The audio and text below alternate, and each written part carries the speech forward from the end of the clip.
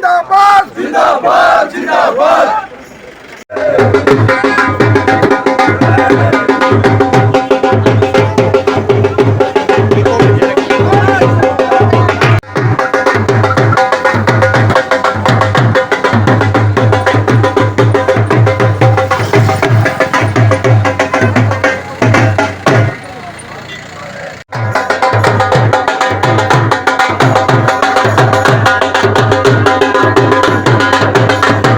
शिक्षा पर ये वार नहीं सहेंगे अब की बार, अब की बार, अब की बार नहीं सहेंगे अब की बार। प्राथमिक शिक्षा पर ये वार।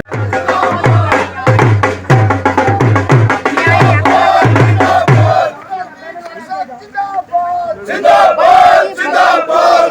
11 जुलाई को back go back, complex system go back, go back, go back. APPDF जिंदाबाद जिंदाबाद जिंदाबाद। आवाज दो, आवाज दो।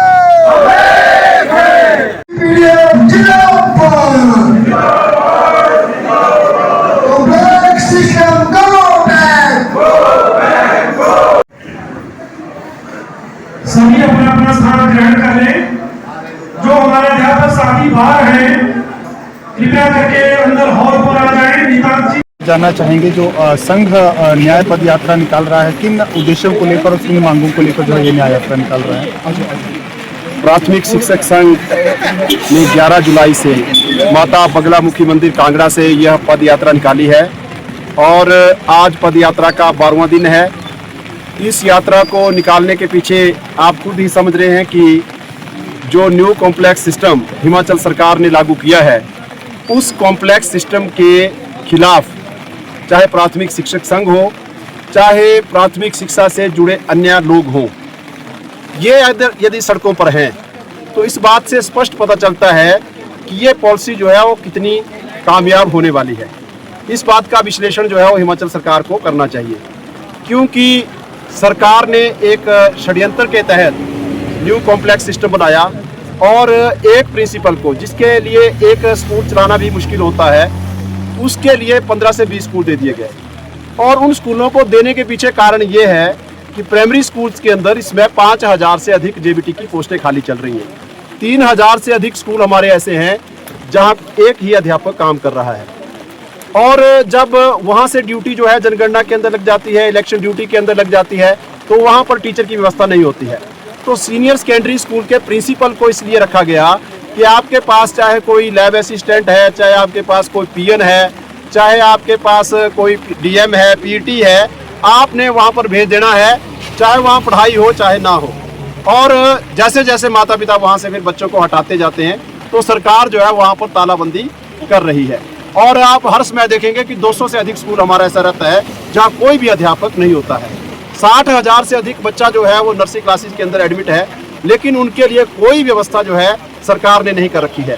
और जहाँ स्कूल मैनेजमेंट कमेटी ने व्यवस्था की है या किसी अध्यापक ने अपने पैसे से वहाँ कोई व्यवस्था की है, उनके खिलाफ भी जो है वो विभागीय जाँच और एक्सप्लेनेशन की जा रही है। स्पष्ट पता चलता है कि प्राइमरी स्कूल्स को बंद करने का षड्यंत्र चल रहा है। तो न्यू कॉम्प्लेक्स सिस्टम के विरोध में और जो अन्य कई अत्याचार जो है प्राथमिक शिक्षकों के ऊपर हो रहे हैं, चाहे उनका हायर ग्रेड पे का लाभ छीन लिया गया है, चाहे कर्मचारियों का एसीपी का लाभ छीन लिया गया है, चाहे कर्मचारियों को नियमित करने की बात थी, उसमें जो है वो प्रमोशन का लाभ है, 3 साल से जेबीटी से टीजीटी प्रमोशन रोकी हुई है, तो उस लाभ को नहीं दिया जा रहा है टीचर की प्रमोशन जिसके ऊपर कोई लाभ नहीं मिलता है, सेंटर है टीचर की प्रमोशन और बीओ की प्रमोशन जो डिप्टी डायरेक्टर लेवल से होती थी, उस प्रमोशन को जो है वो डायरेक्टरेट, सेक्रेटरेट और मुख्यमंत्री कार्यालय तक इन्वॉल्व कर दिया गया है, ताकि प्राथमिक शिक्षकों के ऊपर अत्याचार किया जा सके। इसी अन्याय के खिलाफ जो है प्राथमिक शिक्षक संघ लामबंद हुआ है। और जो पॉलिसी लाई गई है वो मिड डे मील कर्मचारियों के खिलाफ है, क्योंकि उसके अंदर 2 किचन का 1 किचन बना दिया गया है और जो वहाँ 21,000 कर्मचारी है उनकी 10,000 कर्मचारियों की छुट्टी होने वाली है। इसी सिस्टम के अंदर जो 60,000 जेबीटी प्रशिक्षित बेरोजगार हैं उनका भविष्य अंधकार में हो गया, उनको नौकरी मिलने वाली नहीं है। तो ये मल्टीटास्क वर्कर्स हैं, उनका शोषण हो रहा है। 5,000 रुपये, 1 रुपया सरकार ने मल्टीटास्क वर्कर का जो है अपने टाइम में नहीं बढ़ाया।